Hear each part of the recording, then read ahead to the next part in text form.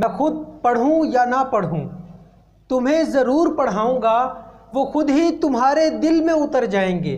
मैं लफ्ज़ों को ऐसे समझाऊंगा। कौमें वही तरक्की करती हैं जिनकी तहरीर और तकरीर दोनों अच्छी होती हैं।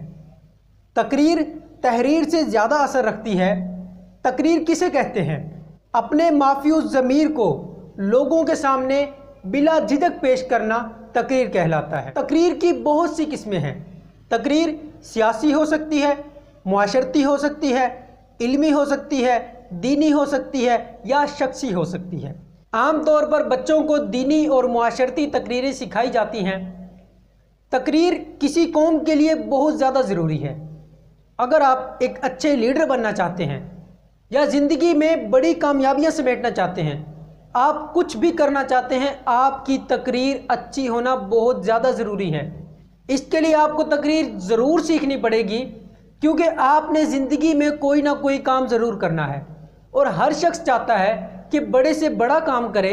बड़े से बड़ा काम करने के लिए आपकी तकरीर अच्छी से अच्छी होनी चाहिए। तकरीर कहते ही उसे हैं कि जो लोगों के दिल पर जाकर असर करे, लोगों को मुतासिर करें और लोग बाद में कहें वाह क्या कमाल तकरीर थी, इस शख्स की तकरीर सुनकर मज़ा आ गया।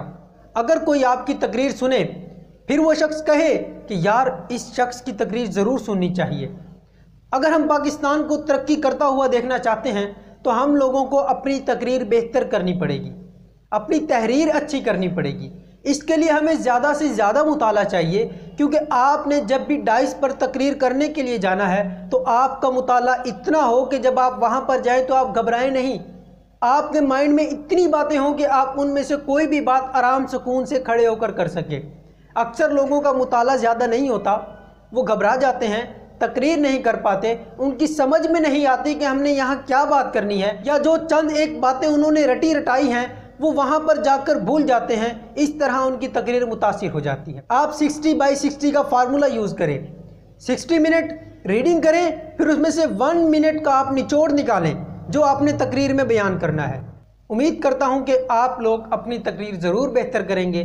जहाँ भी आपको मौका मिलेगा आप अच्छी से अच्छी तकरीर करने की कोशिश करेंगे। इसी के साथ इजाज़त चाहूँगा। Thank you. अल्लाह हाफ़िज़।